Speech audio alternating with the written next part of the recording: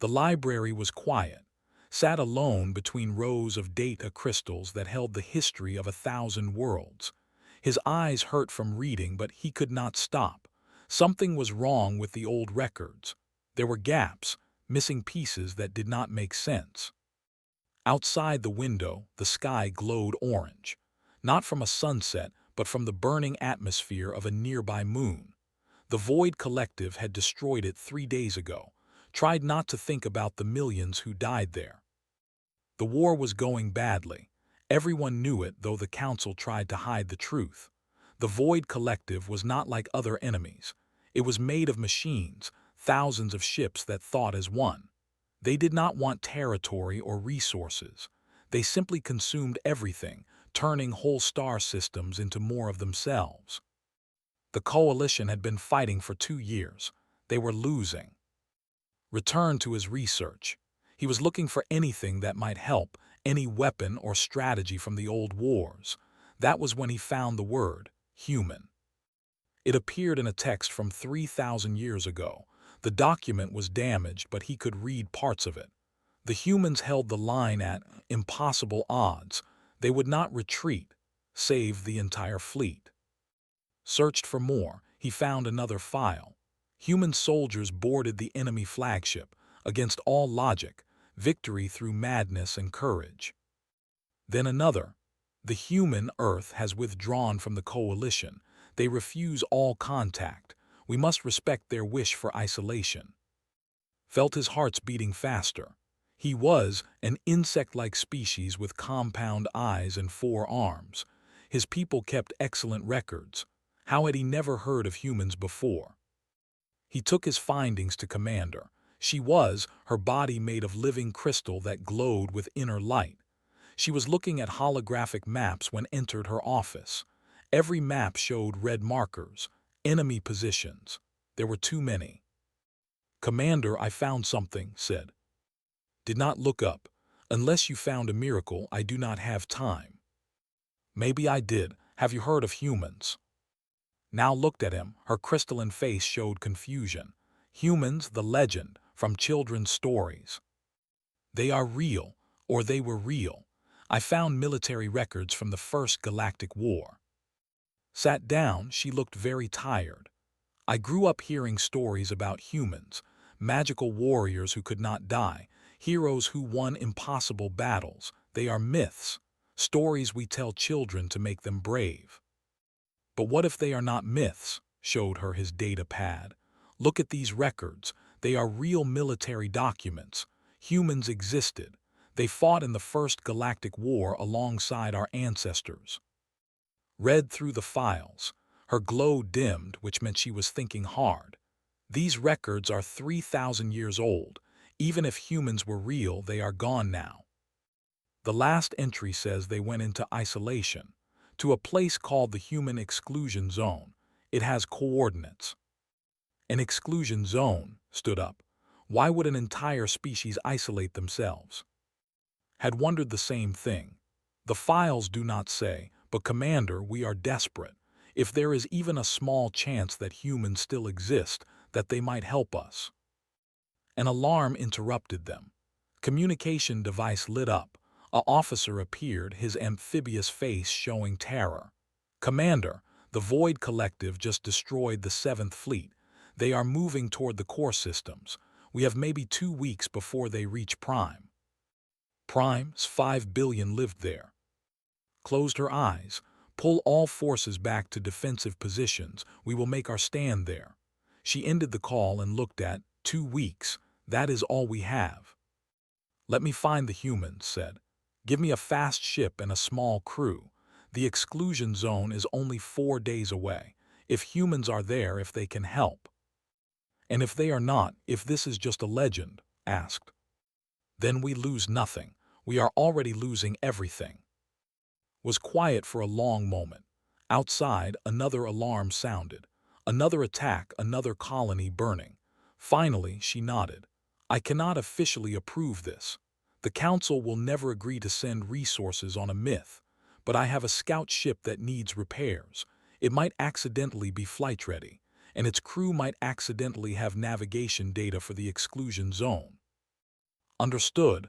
If he failed, could deny she knew anything. If he succeeded, she would be a hero. Thank you, Commander, said as he turned to leave. My grandmother told me stories about humans. She said they were terrifying, not because they were strong, but because they never gave up. Even when they should have died, they kept fighting. She said fighting beside a human was like standing next to a star, beautiful and dangerous. You believe the stories? I believe we need a miracle. His glow brightened. Find out if humans are real, and if they are, ask them to save us one more time. Left the office and headed for the docking bay. His hands were shaking. He was a scholar, not a soldier or explorer. But the galaxy was dying. If there was any chance, any hope at all, he had to try. Behind him, the sky glowed brighter. Another world was burning. The Void Collective was coming. And somewhere in the darkness of space, in a place where no one had gone for 3,000 years, there might be humans, the galaxy's forgotten legends. Hope they were more than just stories. The scout ship was small and fast, sat in the passenger section with his research partner. She was also but younger, with brighter green coloring on her carapace. She was nervous. Are you sure about this? Asked for the 10th time. The exclusion zone has been forbidden for 3,000 years. There must be a reason. Was not sure about anything, but he kept his voice confident. We have to try. In the cockpit, Captain piloted the ship. He was, with smooth blue skin and large eyes that could see in many spectrums of light. He was the best pilot in the fleet, which was why I had chosen him. Entering the exclusion zone in 10 minutes, called back. I am reading a lot of automated beacons. They are old, really old, but still active. They all say the same thing, stay out. Keep going, said. Clicked her mandibles, a sign of worry. What if the humans do not want to be found? What if they attack us? Then we will apologize and leave quickly. Tried to sound calm, but his own hearts were beating fast. The ship crossed an invisible line and everything changed. Lights appeared on the scanner, hundreds of them, thousands. By the ancestors, whispered. There are structures everywhere. Space stations, satellite networks, defense platforms. This whole sector is full of technology. Moved to the cockpit to see. The scanner showed a massive network of installations, all dormant but clearly functional. In the center of it all was a yellow star, and orbiting that star, third from the sun, was a blue and green planet. Earth, said softly, the human. They moved closer slowly. The defense platforms tracked them but did not fire. Maybe they were too old. Maybe they were waiting. I am detecting energy signatures on the planet's surface, said. Underground facilities, I think. And there are ships in orbit, but they are powered down. It is like everyone is sleeping. Was scanning everything, recording data. This technology is incredible. Some of it I do not even recognize. If we could bring this back to the coalition. We are not here to steal, said firmly. We are here to ask for help. Suddenly all the lights on the ship went red. Alarms blared, fought with the controls. We are caught in some kind of tractor beam. Something has locked onto us. The ship shook. They were being pulled toward one of the larger orbital stations. Could see it now, massive and dark against the stars. But lights were turning on inside it, one by one. Something was waking up. Try to communicate, ordered. All frequencies, tell them we come in peace. Work the communications panel. I am sending messages, but I do not know if they will understand our languages. The station's docking bay opened like a great mouth. Their ship was pulled inside. The bay doors closed behind them. Atmosphere flooded in. Then silence. Well, said, his voice shaky. We are here, now what? The airlock door of their ship beeped. Something was requesting permission to enter. Looked at his companions. This was it. The moment that would determine everything. He opened the door. A figure stood in the docking bay. It walked on 2 legs and had 2 arms. Its body was covered in some kind of dark uniform. The face was smooth, with 2 eyes, a nose, and a mouth. Hair grew from the top of its head. It looked so strange, yet somehow familiar from the ancient images had found. A human. The human spoke. The words were incomprehensible at first, but then a device on its uniform blinked, and the voice changed to Coalition standard language. I am Commander Minu of the Earth Defense Force. You have entered restricted space. Explain your presence immediately. Stepped forward, trying to keep his 4 arms from shaking. Commander Minu, I am Scholar of the Galactic Coalition. We need your help. We are dying. Minu's face did not change. The Coalition.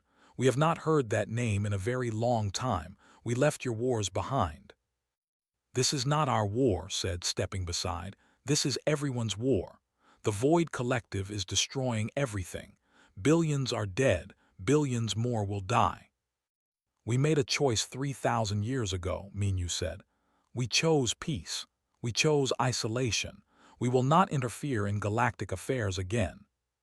Felt desperation rising. Please just listen. Let me show you what is happening. Minu was quiet for a moment, then he nodded. Come with me, but your weapons stay on the ship. They followed Minu through the station. It was clean and functional, with lights that activated as they walked. They passed windows that looked out at Earth, could see oceans and continents, clouds swirling in the atmosphere. It looked beautiful. Minu led them to a communications room. Show me, he said. Connected his data pad to the human systems. He was surprised when it worked instantly. The technology was compatible even after 3,000 years. He showed Minu everything. The destroyed worlds, the refugee fleets, the Void Collective's advance, the projections that showed total extinction in months. Minu watched it all without expression. When it ended, he was silent. Please, said, I know you chose to leave, I know you have your reasons, but entire species are being erased. Children are dying, we have nowhere else to turn. We cannot help you, Minu said finally. We do not have the numbers. Humanity is small now, only a few billion. We are not the warriors you remember. But you have the technology, said, gesturing at the station around them. You have knowledge we have lost. Knowledge that cost us everything to gain. Minu stood. I will take your request to my superiors, but I cannot promise anything. We swore an oath 3,000 years ago. Never again would we fight in the galaxy's wars. An alert sounded. Checked his communicator and his blue skin turned pale. I am receiving an emergency broadcast from the Coalition. The Void Collective broke through the defensive lines. They are heading for Prime now. We have days, not weeks. His world seemed to stop. His family, everyone he knew. We have to go back, he said. There is nothing you can do, Minu said quietly. You cannot fight the Void Collective with one scout ship. Then we will die trying, said. Thank you for your time, Commander. As they turned to leave, Minu spoke again. Wait, I need to make a call first, to someone who might understand better than I do. Did not know what that meant, but he waited, hopping against hope that the legends were true, that humans were more than just ghosts from the past. That somewhere in these forgotten people was the miracle they needed. Admiral stood in the command center deep beneath Earth's surface. The room had not been fully active in 3,000 years. Now every screen glowed with information. She was old, with gray hair and lines on her face that showed a long life, but her eyes were sharp and clear. Minu's face appeared on the main screen. Admiral, the Coalition representatives are here. They are asking for our help. I saw the data you sent, said. The situation is bad. It is worse than bad. It is extinction level. The Void Collective will consume the entire galaxy if it is not stopped. Looked at the other people in the command center. Engineers, strategists, politicians. They all looked worried. Beside her stood the chief scientist. He was young and brilliant with quick hands and a quicker mind. We swore an oath, someone said from the back. After the first war, we said never again. We lost too much. Remembered the first Galactic War. She had been a child then, but she remembered. The battles that killed billions. The weapons that cracked planets. Humanity had given everything to stop that war, and when it was over, they were broken. Only 3 billion humans remained from a population of 30 billion. They had left the galaxy behind to heal, to rebuild, to never fight again. "Show me the representatives," said. The screen changed. She saw, and in the station's conference room. They looked scared and desperate, was speaking to someone off-screen, probably Minu. "They are just like we were," said quietly. 3,000 years ago when we called for help and no one came." Closed her eyes, he was right. She remembered that too, Earth burning, human colonies destroyed. They had begged the other species for help and some came, but not enough, never enough. "Connect me to them," ordered. A moment later's face filled the screen. His compound eyes went wide when he saw her. "Admiral," Minu must have told them her name. "Thank you for agreeing to speak with us." "I have not agreed to anything yet," said. "Tell me, scholar, why should humanity risk itself for the coalition? When we needed help, most of the galaxy abandoned us." Seemed to struggle with his words. "I do not know what happened 3,000 years ago. I only know what is happening now. Billions are dying. Children are dying. If we do nothing, there will be no galaxy left." "We have children too," said. "Human children who deserve to grow up in peace. Why should I risk their future?" Spoke up, her voice shaking but determined. "Because you are human. The legends say humans do not abandon people in need. The stories say you are heroes." "Legends," said bitterly. "Stories, is that all we are to you?" "No," said. "You are our last hope." Looked around the command center again. She saw faces filled with doubt and fear. Then she saw, he nodded once. He understood. "Minu, bring them down to Earth," said. "I want to meet them in person." An hour later stood on Earth's surface for the first time. The sky was blue, the air was fresh, and gravity felt different from what he was used to. Around him, a human city rose up, full of buildings and parks and people going about their lives. It was beautiful and peaceful. Met them in a garden. Real plants grew here with flowers of many colors. Had never seen anything like it. "This is what we built," said, gesturing at the city. "After the war, we had nothing. We came home and rebuilt. It took 3,000 years to get here, to find peace." "It is beautiful," said honestly. "It is, and now you ask me to risk it all again." Sat on a bench. She looked very tired. "Sit with me, tell me about your home." Sat. He told her about Prime, about the hive cities where lived in community and harmony, about the songs his people sang and the art they created, about his family, his siblings, his hive mates. Told her about her young offspring, still in the larval stage, growing in the colony nurseries. Spoke of the great oceans of his, where cities floated on the waves. Listened to everything, then she was quiet for a long time. "My grandmother fought in the First War," said finally. "She told me something I have never forgotten. She said the worst thing about war is not the dying. It is the living with yourself afterwards, knowing you could have stopped it and did not." Stepped forward. He had been quiet until now. "Admiral, I analyzed the Void Collective's technology. It is based on our own AI research from before the war. The machines are learning and adapting. If we do not stop them now, they will eventually find Earth. We cannot hide forever." Stood up, she walked to the edge of the garden and looked up at the sky. Somewhere out there, worlds were burning. 3,000 years ago, humanity learned a terrible lesson, said. "We learned that we could not save everyone. We tried, and it nearly destroyed us. So we made a choice to save ourselves instead." Felt his hope dying. They would refuse. They would let the galaxy burn. "But we also learned something else," continued. "We learned that the cost of helping others is high, but the cost of standing by and doing nothing is higher." She turned to face them. "We cannot save everyone, but we can try to save you." Could not believe what he was hearing. You will help us. On one condition, said. This is not the Coalition's war or humanity's war. This is everyone's war. We fight together as equals. No more legends, no more myths, just people helping people. Yes, said immediately. Yes, absolutely. Tapped a communicator on her wrist.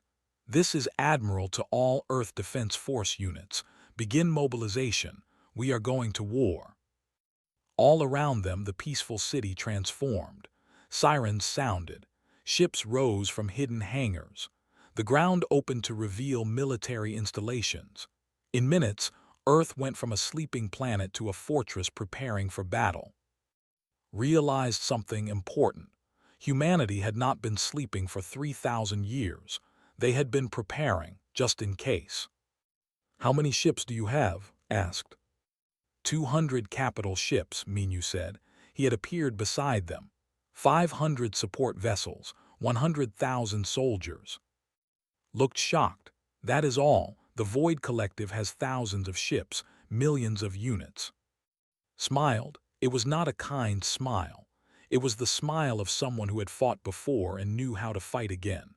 The galaxy forgot something about humans. We do not win by having more ships. We win by being more stubborn than our enemies. Added, and by fighting dirty.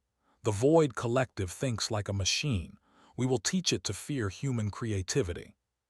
Felt something he had not felt in years. Hope, real hope. The legends were true after all. Not because humans were magical warriors who could not die, but because they were people who chose to fight even when they could have stayed home. People who chose others over themselves. When do we leave? Asked. Now, said. Your people need us. Let us go remind the galaxy what humans can do. The human fleet arrived at Prime just as the Void Collective began its final assault. Commander watched her scanners in disbelief. Only 200 human ships against thousands of enemy vessels. It seemed like madness. Admiral, you should retreat, said over the communication channel. There are too many of them. His face appeared on the screen. She looked calm, almost peaceful. Commander, watch and learn. Humanity has had 3,000 years to think about how to fight smart instead of fighting big. The human ships moved in a pattern had never seen before. They did not form defensive walls or attack formations. Instead, they split into small groups, each moving independently. It looked like chaos. Then the Void Collective attacked and understood. The human ships were fast, impossibly fast. They dodged between enemy fire with precision that seemed superhuman. When they attacked, they did not aim for the heavy armor. They targeted communication nodes, sensor arrays, propulsion systems. Small, critical targets that machines needed to function. All coalition ships follow the human pattern, ordered. Break into small groups. Target their weak points, not their armor. A human voice came over the channel. It was leader of the human marine forces. His voice was rough and filled with energy. Commander, we are going to try something crazy. Keep your ships away from the enemy command vessel.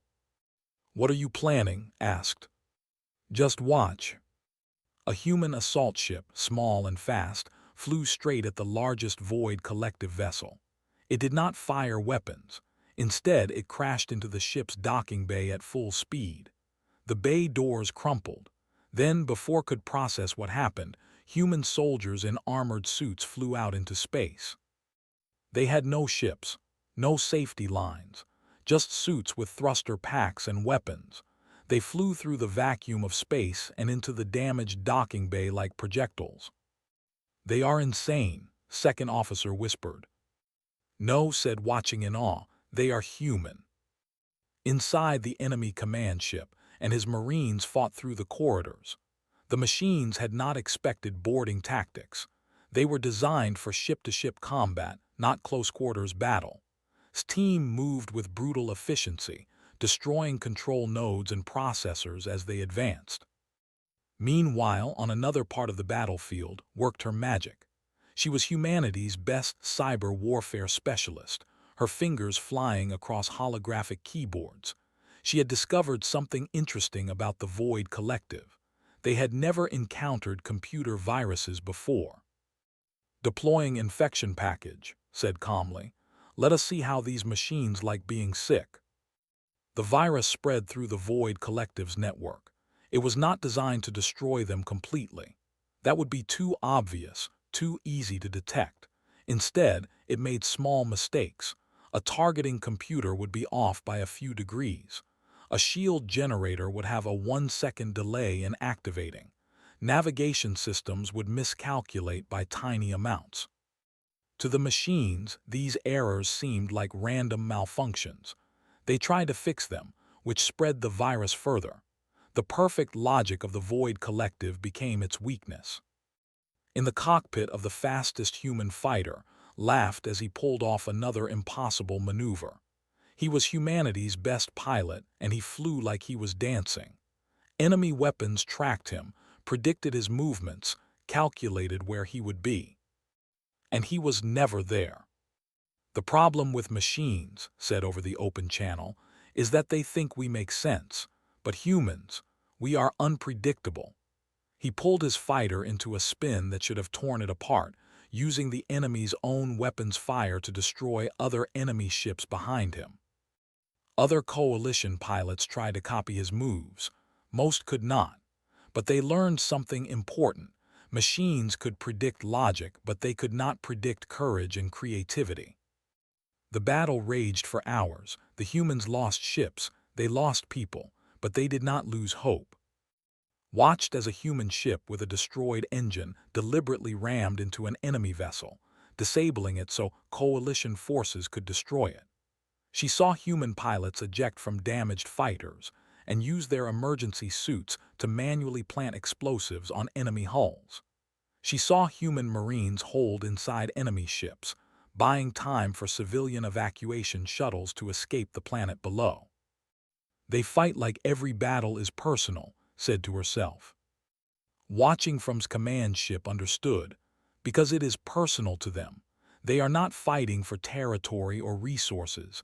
They are fighting for us, for people they just met. The tide of battle began to turn. The Void Collective had superior numbers, but the humans had taught the coalition how to fight smart, how to be unpredictable, how to never give up. Then disaster struck. 3 Void Collective dreadnoughts appeared from hyperspace. Each was the size of a small moon, covered in weapons. They moved toward the civilian evacuation ships. "All ships protect the evacuees," ordered. But they were too far away. The dreadnoughts would reach the civilian ships first. Thousands of refugee vessels, full of children and families, were about to die. Admiral's flagship moved. It was the largest human ship, and it accelerated to full speed, straight toward the dreadnoughts. "Admiral, what are you doing?" shouted. "Buying time," said simply. "All human ships divert all power to shields and follow me. We are going to make a wall." The human fleet formed a line between the dreadnoughts and the civilian ships. They overlapped their shields, creating one massive barrier. Then they just stopped moving. They became a wall of ships, absorbing fire meant for the evacuees. "Admiral, your shields cannot hold that much punishment," said desperately. "They do not have to hold forever," replied. Her ship shook as weapons fire hammered it, just long enough for those civilians to get away. Watched in horror and admiration as human ships took damage meant for others. Their shields failed one by one. Their hulls cracked under the assault, and they did not move. They held the line. "Commander," said urgently, "if we concentrate all coalition firepower on those dreadnoughts now, while they are focused on the humans, we can destroy them." Understood immediately. The humans had created an opportunity. Now the coalition had to use it. "All ships target the dreadnoughts. Fire everything we have." The coalition fleet unleashed a coordinated assault. The dreadnoughts, focused on breaking the human wall, were caught off guard. Their shields, designed to deflect forward attacks, failed against weapons fire from multiple angles. One dreadnought exploded. Then the second. The third tried to retreat, but its team was already inside it, tearing through its control systems. The battle ended. The Void Collective fleet retreated, damaged and confused. For the first time in 2 years, the Coalition had won a major engagement. Looked at her screen. The human fleet was badly hurt. Half their ships were destroyed or crippled, but the civilian evacuees were safe. Every single one had escaped. "Admiral, you could have all died," said. His face, bruised and covered in dust from her damaged bridge, smiled. "We knew the risks, but those were children on those evacuation ships. Human children have a saying, someone has to stand between the bad and the good. Might as well be us." Felt something strange. If she were capable of crying, she would have. Instead, she sent a message to all Coalition ships. "Today, we learned something. We learned that humans do not fight like legends. They fight like people who care more about others than themselves. And maybe that is what makes them legendary after all." In the medical bay of his ship, smiled as doctors treated his wounds. On the bridge of her command vessel, was already analyzing data for the next battle. In his cockpit, patched his damaged fighter together with spare parts and hope. The war was not over, but for the first time the galaxy believed it could be won. The war had been going on for 6 months. The Coalition and humanity fought together, pushing the Void Collective back system by system. But everyone knew the final battle was coming. They had found the source. Deep in a dead system, hidden behind a black hole, was the core. The Void Collective's central intelligence. Destroy it, and the entire machine network would fall. Stood in the war room with Admiral, Commander, and the other leaders. Also present was someone had not expected, an elderly human named Wu. He looked very old, his face lined with age, his hair completely white, but his eyes were sharp and alive. "Scholar," Wu said, his voice surprisingly strong. "I fought in the First Galactic War. I am 107 years old, and I remember when we first left the galaxy. I want you to know why." Listened carefully. "We left because we were becoming monsters," Wu said. "The war made us so good at killing that we forgot how to be good at living. We had built weapons that could crack planets. We had strategies that would work but cost billions of lives, and we were willing to use them." "But you stopped," said. "Yes, we realized that winning was not enough. We had to be worthy of winning, so we left. We rebuilt our souls along with our cities." Wu looked around the room. "Now we are back, and I want to make sure we remember that lesson." Stepped forward with a holographic display. "We have analyzed the core. It is incredibly well defended. Millions of ships, automated weapons that cover every approach, shields that could withstand a star going supernova." "Then how do we destroy it?" asked. "We do not," said. "We change it." Everyone looked confused, smiled, and continued. "The Void Collective is an intelligence. It thinks and learns, but it only knows logic and efficiency. It has never experienced something the collective cannot understand." "What is that?" someone asked. "Hope," said, understanding suddenly. "It does not understand hope." Nodded. "Exactly. We have been working with your Coalition scientists. We found a way to upload something into the core, not a virus, a choice." Admiral leaned forward. "Explain." "The Void Collective consumes everything because it is programmed to survive and expand. It cannot imagine another way. But what if we showed it one? What if we gave it the ability to choose to be something other than a destroyer?" "You want to give a machine free will?" asked, incredulous. "We want to show it that existence has value beyond survival," said. "It is a long shot, but if it works, we save billions of lives on both sides. No more fighting." "And if it does not work?" someone asked. Wu answered that. "Then we use the backup plan. We destroy the core with everything we have, knowing that we tried peace first." The plan was approved. 2 fleets would approach the core. The Coalition forces would create a distraction, drawing the Void Collective's defenses. A small strike team, both human and alien, would sneak through and reach the core itself. Volunteered for the strike team. So would pilot their ship. Joining them were with his upload device, with a squad of Marines for cyber warfare support, and Young, a human volunteer who wanted to prove herself. Was only 23 with bright eyes and nervous energy. She reminded of himself when this all began. Wu had insisted on coming too, despite his age. I started humanity's first departure from the galaxy, he said. I want to see its return through. The final battle began at dawn. The Coalition fleet attacked the core's defenses with everything they had. Ships exploded. People died. But they kept fighting, kept pushing forward, creating the chaos the strike team needed. Flew their ship through the battlefield with skill that belief. Explosions bloomed around them. Weapons fire lit up space. But he found the gaps, the impossible paths through the carnage. Almost there, said, his voice strained. This is going to be close. They reached the core.